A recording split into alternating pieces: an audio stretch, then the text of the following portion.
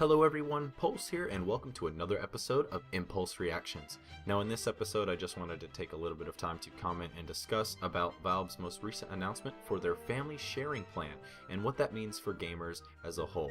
So as usual, let's get right into it, shall we? Let's no delay, let's get into the topic. Family sharing. Well, what the hell is it really?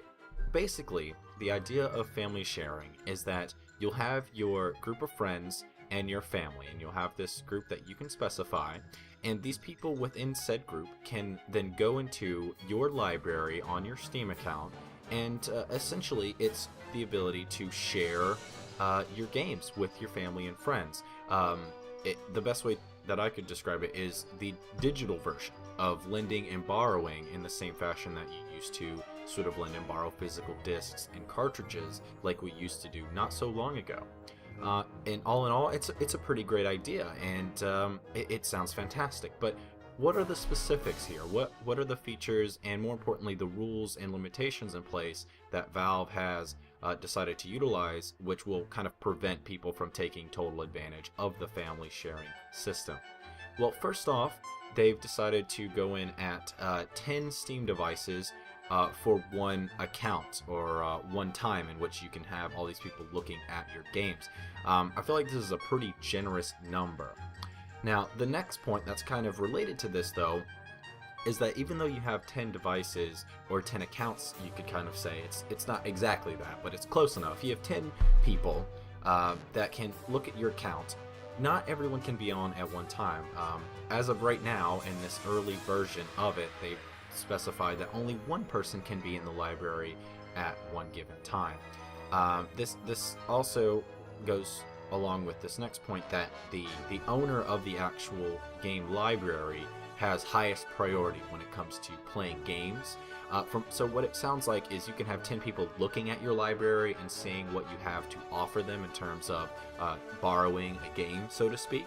But if you personally want to play your own library of games and somebody else is in there playing a game, not just looking, but playing, they will be kicked out of their game. They'll be given a short time limit of sorts for them to exit the game, and then they'll also be prompted like with an ad of some sort that says something like, well, if you want to continue playing, buy the game for yourself, blah blah blah, and it'll probably have a link to the game they've been playing.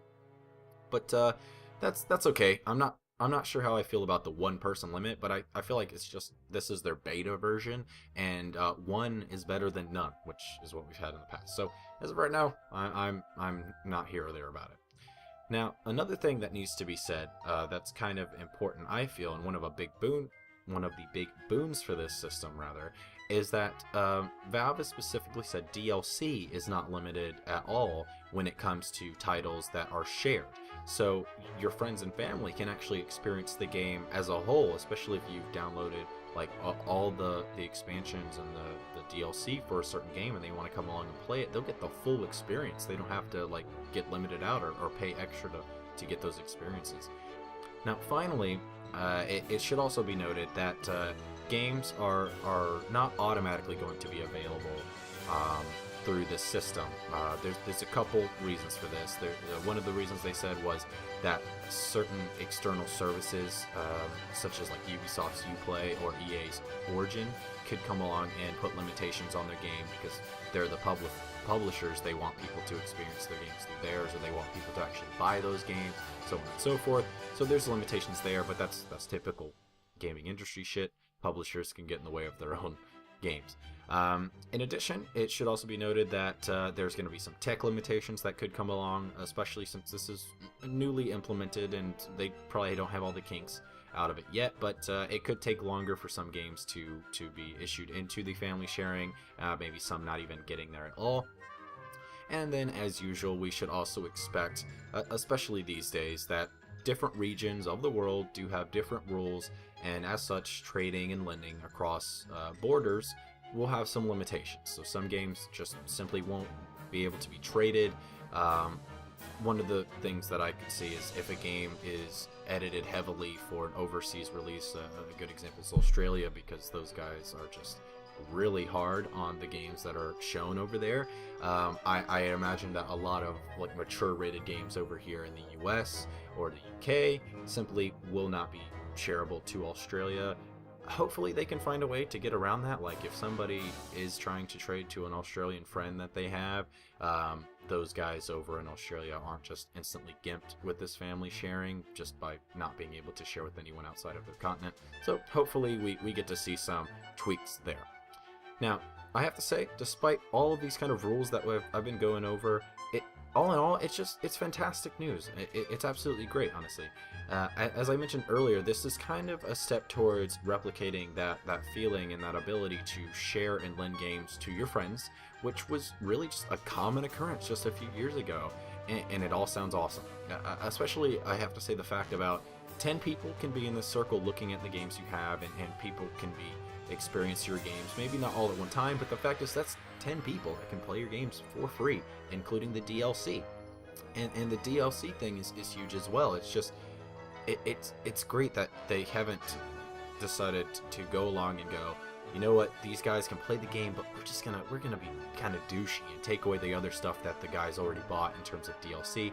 The best way to think about it here is that because even now, if you think, you can go along and with the current generation, and I guess with the older ones as well, you simply can't access the DLC because you take your game over to a friend's house, and if the DLC wasn't on their hard drive, for example, like we used to do this a lot, even though we lived very close, we used to like just take our whole systems because it wasn't worth the hassle of trying to keep track of whose hard drive was whose and whose disc was whose and shit like that. So we just used to take whole consoles if we decided to go and like chill out at one person's house or anything.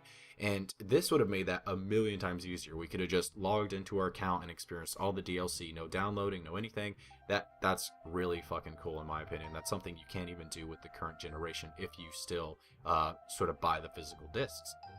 Now, one of the other things that I feel like is a huge bonus is that they've decided to do all of these things before the consoles have, because in my eyes this is great. I feel like there's a lot of people who are just like on the Microsoft thing, but I'll get into that a little bit. But the fact is, I trust Steam a little bit more. They've done some shady stuff, but they are coming out with this first, and I feel like compared to Sony and Microsoft, Steam has the more stable playing ground to make this work, just because of the way Steam has worked for a decade now. It's been out for ages, and they've kind of gotten the digital sales thing, while as Sony and Microsoft have just barely scratched the surface of that. So I think Steam is definitely the best one to start with the digital family sharing stuff. So I'm really glad to see that they're the first one out of the gate. Now, overall, I have to say I'm pretty damn pleased. I'm very pleased to hear that this isn't just rumor, because it was rumored quite long ago that Steam would be taking this idea of family sharing from Microsoft and make it their own. And maybe that's the case. Maybe they totally stole the idea. But the fact remains, it's good for all of us. And it's come along quick. Apparently, they have announced it as of today, I think, when recording this video, and a beta version is already out to sign up for and give a whirl. So it's coming along pretty quick, and I'm glad to see that's moving along nicely. Now, by itself, this is great news. I have to say, this is just really good news. But there's more that we need to take into account here as well. The biggest one is that hopefully, because Steam has come out before Microsoft and Sony, this will make those guys look at what's going on and realize that this is definitely the next step towards keeping their games digital, which is really what they were trying to do, especially Microsoft. Sony not so much, but they're trying to move towards this like all digital age, and everyone keeps talking about that. And this idea of digital family sharing, kind of replicating the idea that you can trade and lend games to your friends, is one of those big pillars, I think, to making that happen. And hopefully by Steam coming out and showing these guys how to do it, Microsoft and Sony can learn how to do it and the details of it all, and then make it their own and implement their own versions of it. I do want to mention one thing though, because I'm talking about the consoles, because I'm seeing this argument a lot from just a ton of people. Most of them saying something along the lines of this, that the internet is a mass of hypocrites. Microsoft tried this already and got tons of hate, but now that Steam is doing it, it's all great, and no one seems to give a shit. Well, to these people, I call them the oblivious. These people, I say, One, you are entitled to like the system you want, and honestly, in its current form, the Xbox One looks to be a fine console. I'm not like totally drawn to purchase either of the consoles at this point, but I would definitely say that they're on more even playing field, especially after their DMR switch. Two, the DRM, the region lock, the forced connect, the higher price, and did I mention that DRM were the reasons people were displeased and showed so much hate, not the very fantastic idea of sharing digital copies with friends. That was their one big thing. And third, on that same note, Microsoft decided to flip, which I think was a huge boost to what they needed to do in terms of getting people on their side, but they decided to remove that one great feature I just mentioned, the family sharing thing. That was their big boon to the system, in my opinion, and they removed it mostly with reasonings that are just knee-deep in bullshit, in all honesty. And that's fine. If you like the Xbox One, like you liked it from the beginning and through all of the switches, cool. I'm more on their side. I'm kind of impartial. I don't really care. I want to go to the one that has the games. That's the most important part to me. So as of right now, I don't really care one way or the other. But the thing is, it's all good. It's all good. It doesn't matter which one you want to pick, because the family sharing thing, it doesn't matter who comes out first. Steam is taking the ball and rolling with it. I think that's a good thing, and it's going to be good for all of us. So, I'm done ranting a little bit about the Microsoft. So let's get back on topic. Really, how will this change the competitors and their products going forward? Namely the new consoles, and this could even kind of change the way publishers implement their games as well, and how they allow sharing with the different consoles and stuff like that. Honestly, I really hope this hastens Microsoft's sort of drive to re-implement the very feature that they removed back when the console was originally revealed. I think Microsoft has the leg up on Sony in this regard, because they did at least show initiative to trying to make a digital family sharing system work.